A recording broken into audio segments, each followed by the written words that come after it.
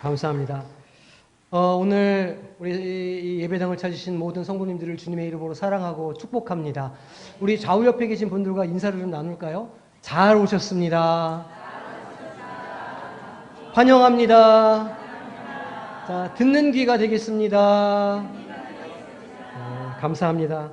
오늘 거룩한 성광동산에 오시는 성도님들 예배를 통해서 마음의 새 힘을 얻으시고 또 한 주간 살아가실 때 표대가 되는 그런 시간으로 삼는 복이 있으시기를 소망합니다.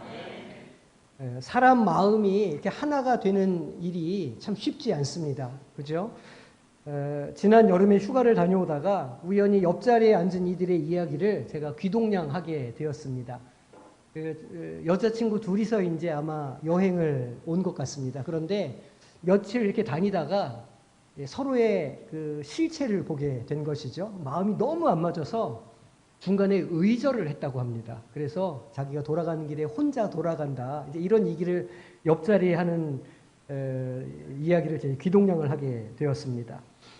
그런 경험들이 좀 있죠. 여행을 하다 보면 이렇게 시간을 좀 같이 지내게 되고 또 이런저런 경험을 하게 되면 그 사람을 조금 더 잘 알게 됩니다. 아, 나랑 참 안 맞는구나. 이렇게 해서 이제 갈등이 생기기도 하고 이 문제가 일기도 합니다. 부부 사이에도 그렇죠. 부부 사이에도 다툼들이 일어납니다. 저희 부부도 예외는 아닙니다. 어딘가를 가게 되면 주로 제가 이제 운전대를 이렇게 잡는데 그래서 제 아내도 운전을 잘 하니까 옆에 앉아서 코치를 이렇게 해줍니다. 이 길이다 저 길이다 서라 가라 이렇게 저도 잘 알고 있는데 코치를 막 해주죠. 언젠가는 하여간 하도 코치를 하길래 차를 딱 세우고는 네가 해라 이렇게 한번 한 적이 있었습니다. 제 아내만 그런 게 아니라 대부분의 아내들이 옆자리에 앉으면 코치를 많이 해주지 않습니까? 그렇게 친하지 않은, 그러니까 가깝게 지내지 않는 이들과는 관계를 좋게 맺을 수 있습니다. 하지만 오랜 시간 얼굴을 맞대고 사는 사람들과 함께 지내고 관계를 늘 좋게 유지하는 것은 쉽지 않은 일입니다. 곧 명절이 다가오지 않습니까? 특히나 이번 명절은 10월 2일을 임시 공휴일로 딱 지정해 놓으니까 굉장히 긴 연휴가 이렇게 생기게 되었습니다. 자녀들은 뭐 마냥 재밌고 행복하겠지만 도대체 이 긴 시간을 어떻게 얼굴을 맞대고 보낼 것인가를 고민하는 분들이 분명히 계시리라 생각합니다. 특히나 남편과 아내가 계속 이런저런 방식으로 부딪히고 충돌할 가능성이 높은 날이 계속되니까 명절 당일부터 홈쇼핑에서는 명품 가방을 팔기 시작합니다. 마음을 달래는 것이죠.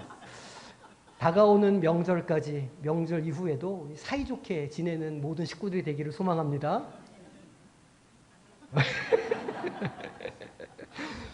그 가정에서든 학교에서든 직장과 사업장에서든 결국은 사람과 사람 사이의 문제가 가장 중요하고 또 그게 가장 심각한 일입니다. 직장 생활을 하시거나 사업을 하시다 보면 그 사람을 보는 기준이 조금 달라지게 됩니다.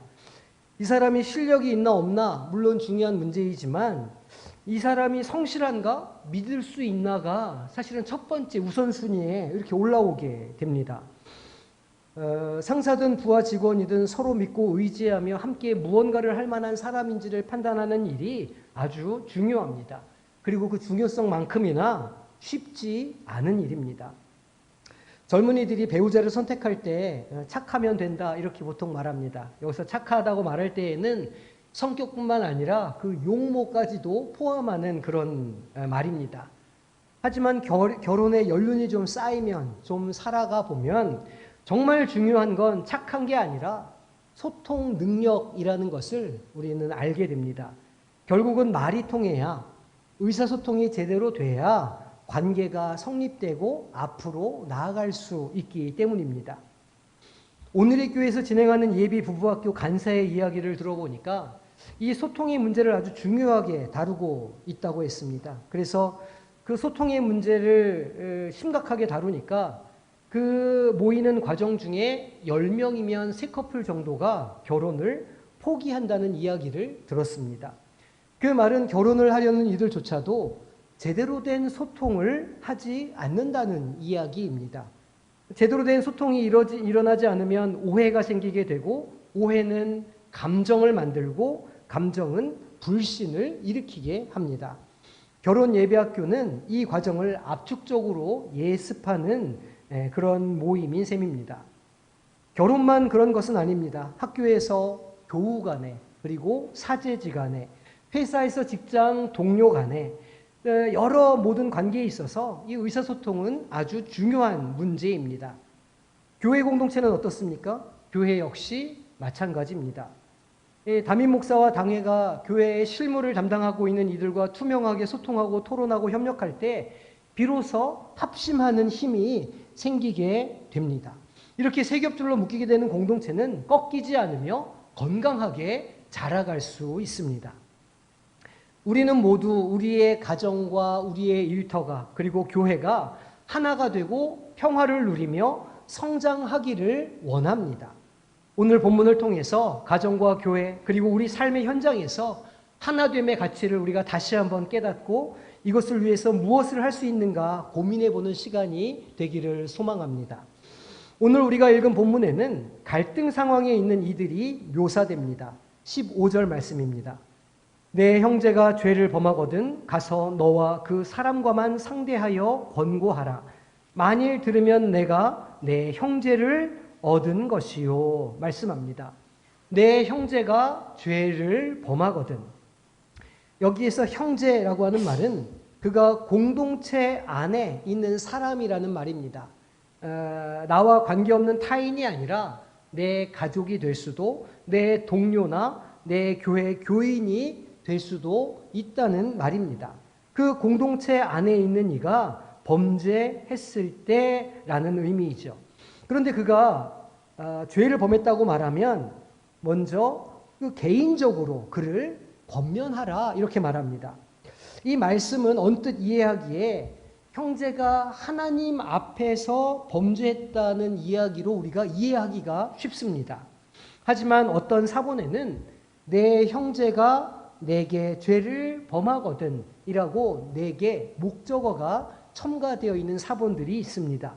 그러니까 이런 사본에 따르면 나에게 범죄한, 나에게 상처 주고 나를 힘들게 한 사람이라는 의미가 되니까 굉장히 다른 느낌의 말씀이 됩니다.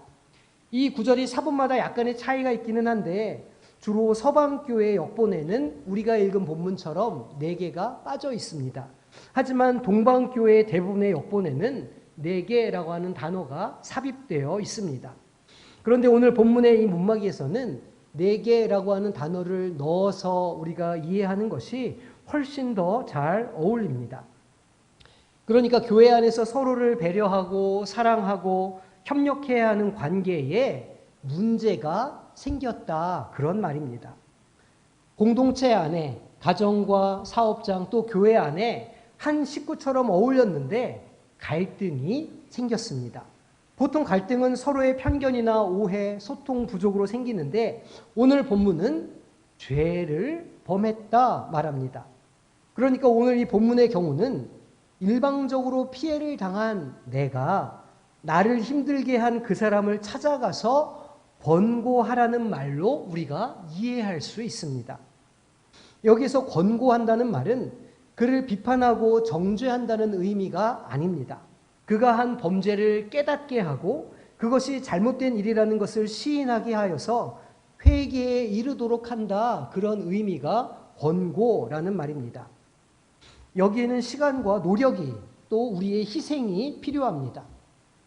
이런 일을 당하면 보통은 억울한 마음을 가진 사람이 직접 당사자를 만나서 따지기보다는 이 사람 저 사람을 만나면서 내가 입은 억울한 피해에 대해서 호소하게 됩니다.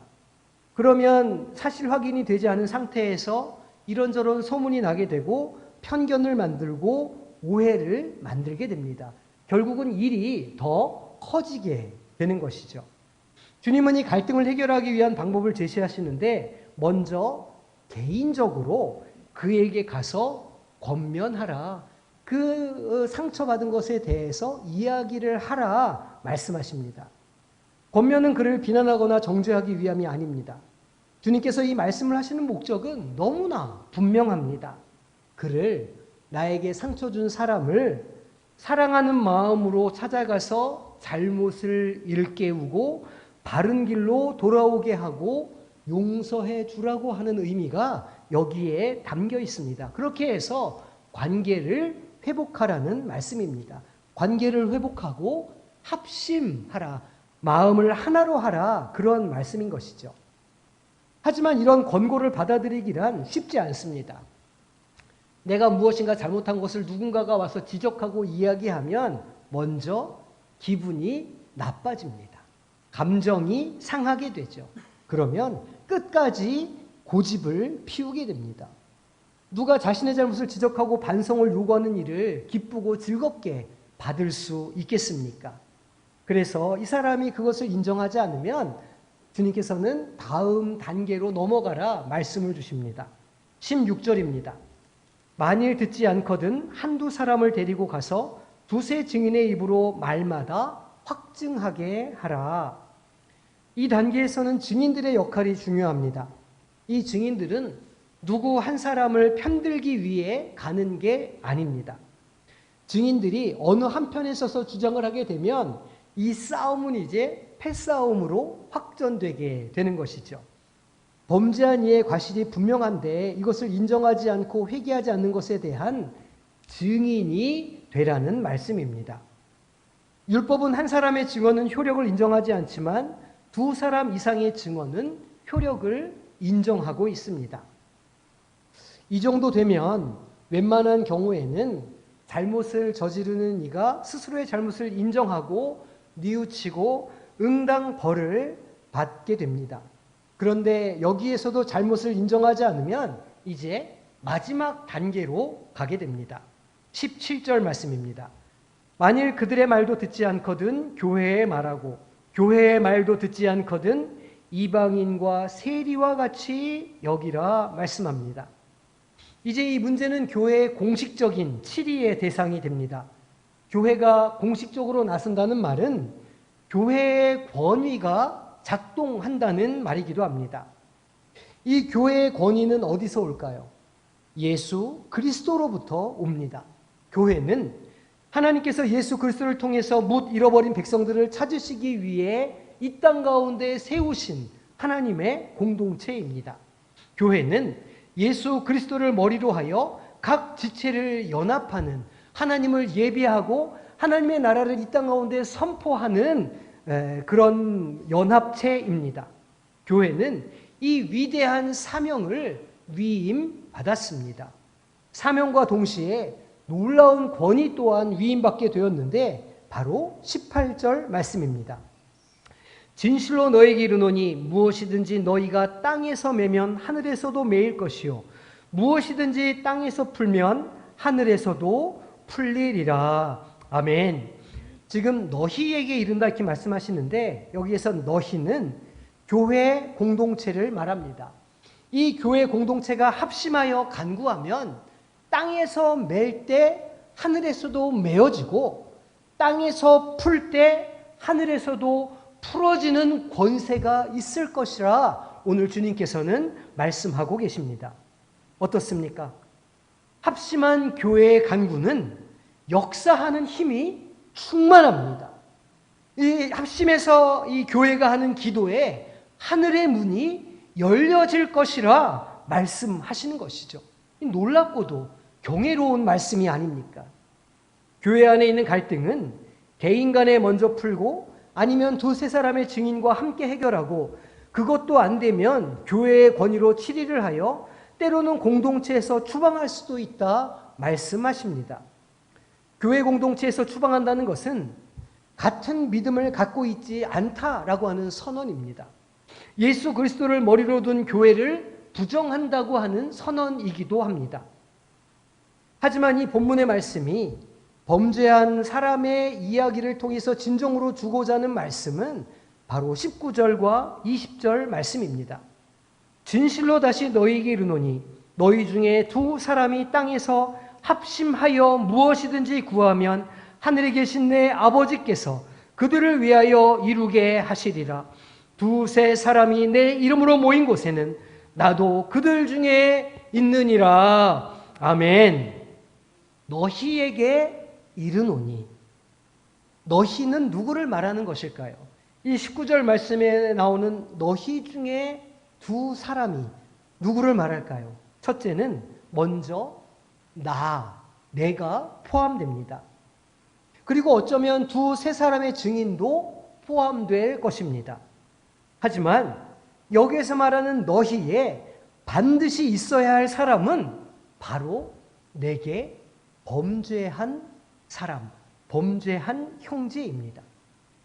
그 범죄한 형제를 용서하고 함께 마음을 하나로 하여 간구할 수 있다면, 용서를 통해서 갈등이 생기고 분열이 생긴 그와 우리가 화해하고 용서하며 한 마음으로 합심할 수 있다면 하나님께서 그들이 간구할 때 그들의 간구를 들으시겠다 말씀하고 있는 본문입니다.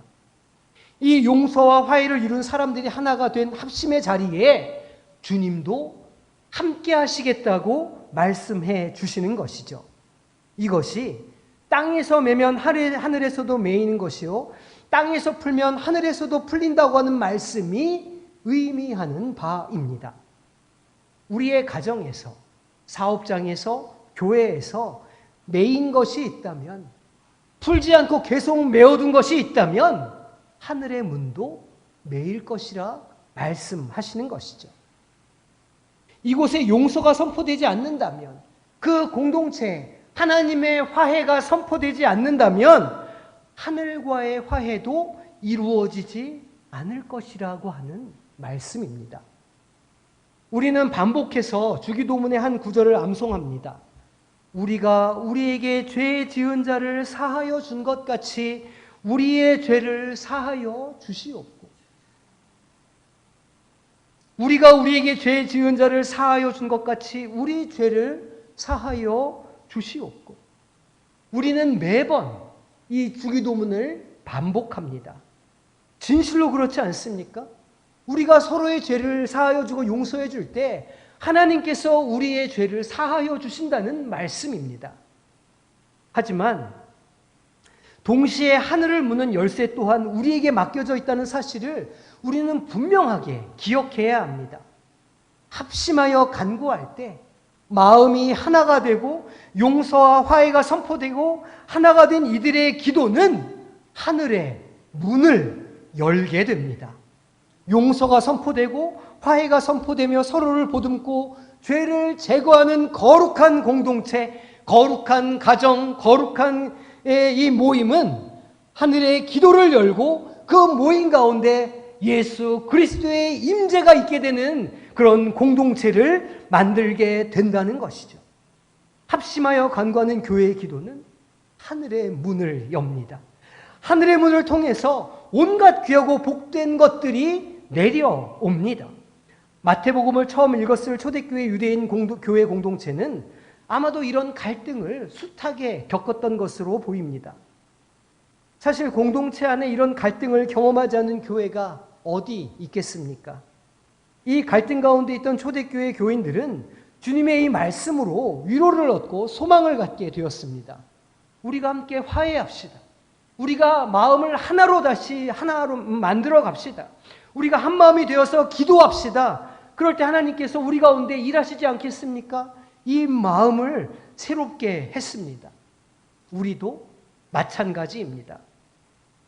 처음 말씀드린 것처럼 합심하는 것, 마음을 합치는 것은 쉬운 일이 아닙니다. 작게는 한 집에 사는 식구에서부터 교회 공동체에 이르기까지 얼마나 다른 환경과 형편에서 살아왔고 어떤 다른 철학을 가지고 살아왔겠습니까? 그러니 그 서로 다른 문화가 만나면 문화 충돌이 일어나는 것은 당연합니다. 그리고 그 과정에 억울한 일이 생기고 마음 상하는 일이 분명히 있게 됩니다. 의사소통이 잘 되고 대화로 잘 풀면 좋겠지만 많은 경우 그렇지 못합니다. 결국 대화의 문이 닫히고 저 사람은 원래 저런 사람이야 라고 정죄하기 시작합니다. 그러면 마음의 상함은 계속 커져가고 원망과 분노를 품고 살아가게 되죠. 결국 합심하기는 불가능하게 됩니다.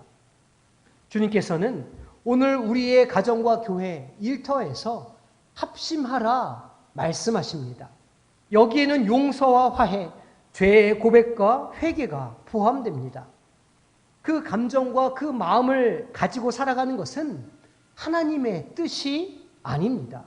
하나님은 예수 그리스도를 통해 용서와 화해의 본을 보여주셨습니다. 그리스도인, 크리스찬이라고 불리는 사람들, 예수를 믿는다고 말하는 사람들은 반드시 그리고 필연적으로 이 주님의 화해를 실천해야 합니다.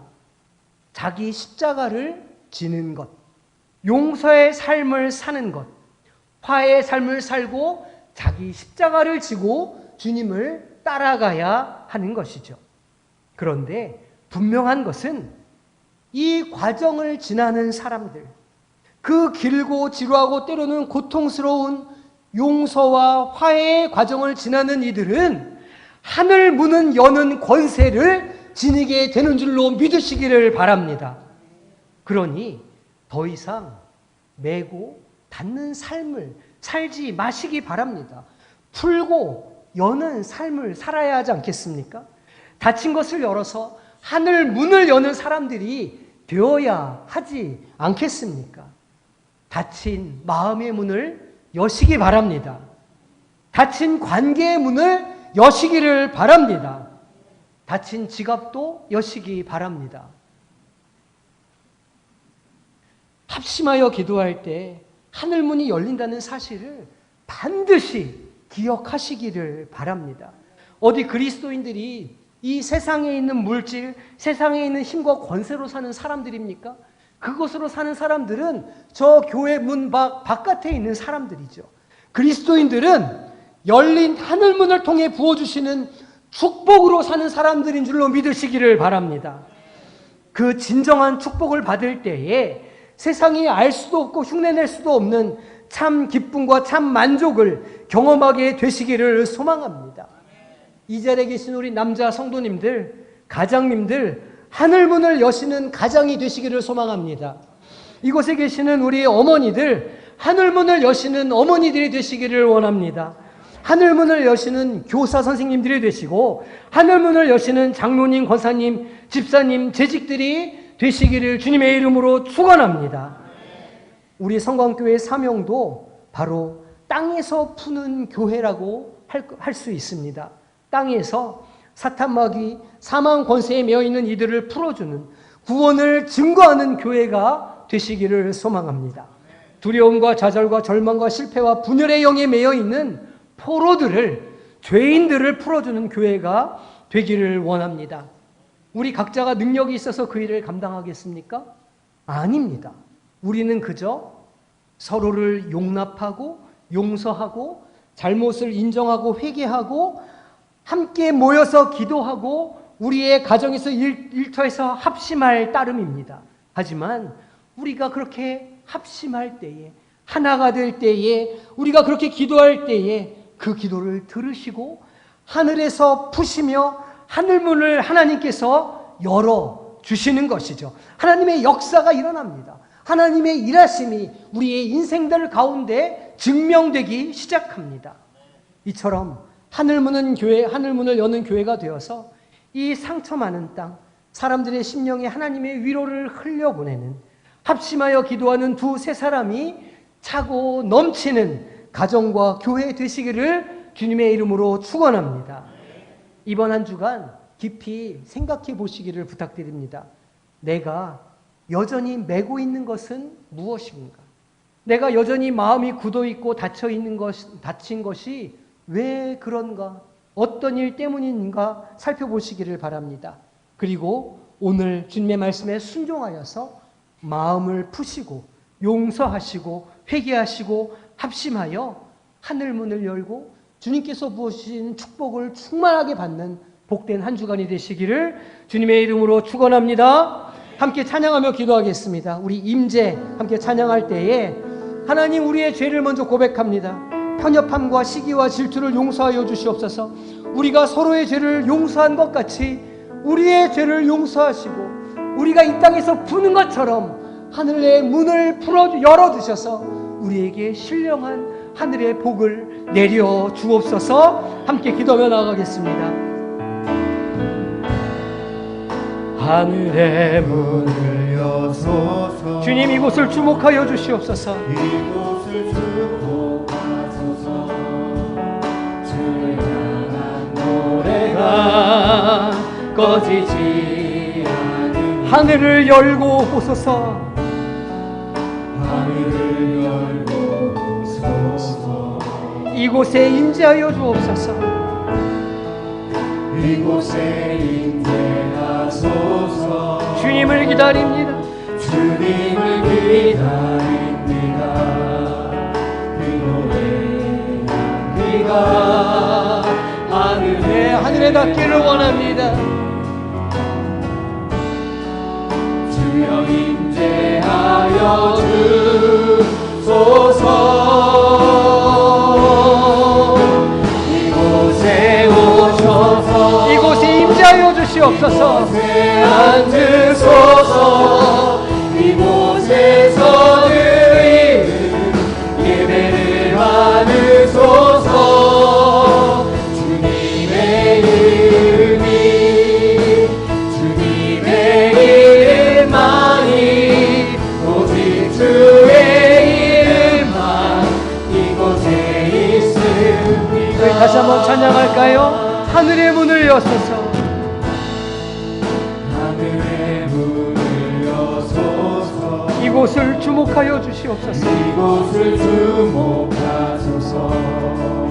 주를 향한 노래가 꺼지지 않은 하늘을 열고 임재하여 주시옵소서.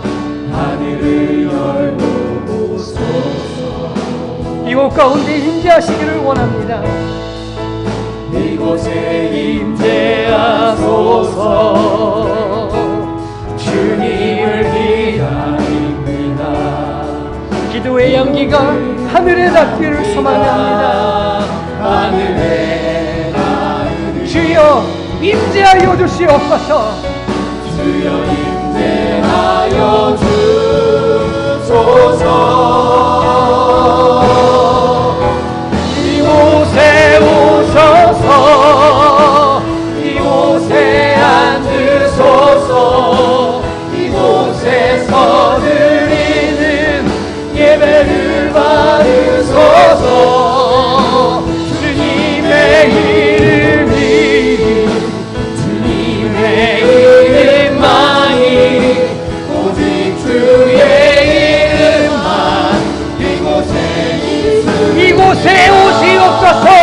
이곳에 오셔서 이곳에 앉으소서.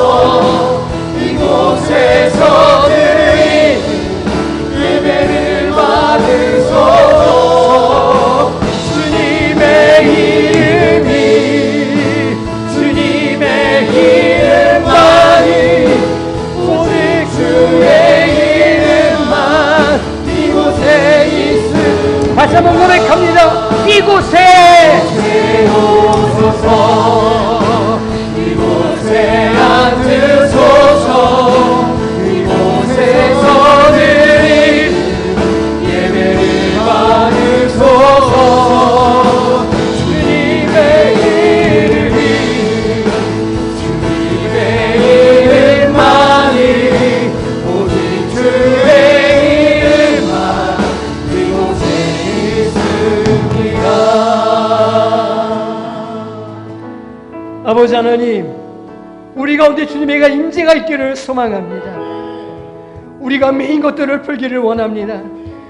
우리 안에 화해와 용서가 있게 하여 주시고 회개와 성화의 역사가 있게 하여 주시옵소서. 그리하여 합심하여 기도하는 공동체가 되게 하여 주시고, 그리하여 우리 가정과 교회가 드리는 기도에 하늘의 문이 열리는 역사가 있게 하여 주시옵소서. 그리하여 우리가 저 세상 가운데 살아갈 때에 열린 문으로부터 나오는 하늘의 신령한 복을 누리며 살아가는 모든 복된 우리 모든 성도들이 될 수 있도록 주님 한 주간 우리와 동행하여 주시옵소서.